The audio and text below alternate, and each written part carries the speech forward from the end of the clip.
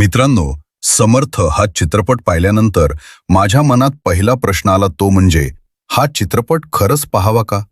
कारण चित्रपटाची कथा आणि विषय नक्कीच वेगळा आहे. चला, स्पॉइलर न देता तुम्हाला माझं ऑनेस्ट मत सांगतो. नमस्कार मित्रांनो, स्वागत आहे तुमचं मराठी प्रेमीमध्ये.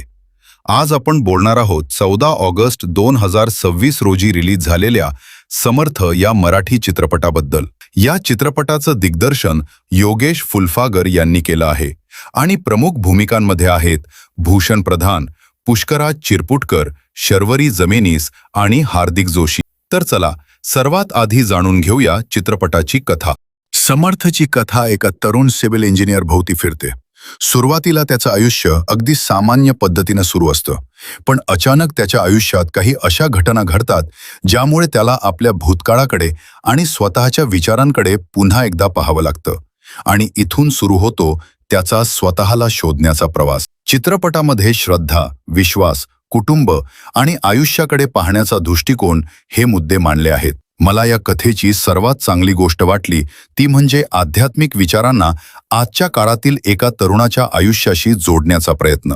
आता फर्स्ट हाफ बद्दल सांगायचं झालं तर इथे मी तुम्हाला प्रामाणिकपणे सांगतो, फर्स्ट हाफ काही ठिकाणी स्लो वाटतो. चित्रपट पात्रांची ओळख आणि बॅकग्राऊंड तयार करण्यात वेळ घेतो. त्यामुळे जर तुम्हाला सुरुवातीपासून फास्ट पेस स्टोरी पाहायला आवडत असेल तर थोडा पेशन्स ठेवावा लागेल. पण समर्थच्या भूतकाळाशी संबंधित भाग सुरू झाल्यानंतर कथा थोडी जास्त इंटरेस्टिंग होते. म्हणजे फर्स्ट हाफ पूर्णपणे खराब नाही, पण पेस थोडा कमी असल्यामुळे एंगेजमेंट प्रत्येक ठिकाणी टिकत नाही. सेकंड हाफमध्ये मात्र चित्रपटाचा मुख्य मुद्दा पुढे येतो. समर्थच्या आयुष्यात होणारा बदल आणि त्याच्या विचारांमध्ये होणारा ट्रान्सफॉर्मेशन हा भाग जास्त महत्त्वाचा वाटतो. काही सीन्स चांगले जमले आहेत आणि काही प्रसंग इमोशनल इम्पॅक्ट निर्माण करतात. पण सेकंड हाफ पूर्णपणे फास्ट पेस्ड होतो असं मी म्हणणार नाही.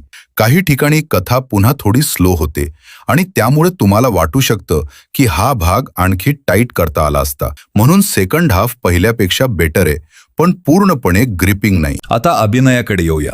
भूषण प्रधान यांनी मुख्य भूमिका चांगल्या पद्धतीनं निभावली आहे. विशेषतः त्यांच्या कॅरेक्टरमध्ये होणारा बदल दाखवताना त्यांचा परफॉर्मन्स महत्त्वाचा ठरतो. पण माझ्यासाठी पुष्कराज चिरपुटकर हे एक हायलाईट आहे. त्यांचा अभिनय खूप नॅचरल वाटतो आणि काही सीन्समध्ये ते सहजपणे लक्ष वेधून घेतात.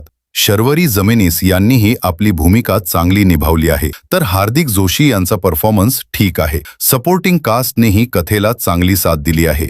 दिग्दर्शनाबद्दल बोलायचं झालं तर योगेश फुलफागर यांचा कॉन्सेप्ट चांगला आहे. समर्थ रामदासांच्या विचारांना मॉडर्न स्टोरीसोबत जोडण्याचा प्रयत्न नक्कीच वेगळा आहे, पण एक्झिक्युशनमध्ये काही कमतरता जाणवत. विशेषतः पेसिंग आणि एडिटिंग थोडं टाईट केलं असतं तर चित्रपटाचा इम्पॅक्ट आणखीच चांगला झाला असता.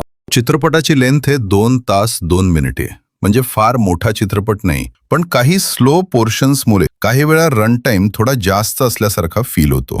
तर मित्रांनो, शेवटी समर्थ पाहावा की नाही? माझं ऑनेस्ट मत सांगायचं तर जर तुम्हाला श्रद्धा, अध्यात्म, कुटुंब आणि सेल्फ डिस्कव्हरी यावर आधारित कथा आवडत असतील तर तुम्ही हा चित्रपट एकदा नक्की पाहू शकता. पण जर तुम्हाला फास्ट, मसालेदार आणि सतत एंटरटेनमेंट देणारा चित्रपट अपेक्षित असेल तर समर्थ तुम्हाला काही ठिकाणी स्लो वाटू शकतो. माझ्याकडून समर्थला 5 पैकी 3 स्टार्स. आता तुम्ही हा चित्रपट पाहिला असेल तर मला कमेंटमध्ये नक्की सांगा तुम्हाला समर्थ कसा वाटला.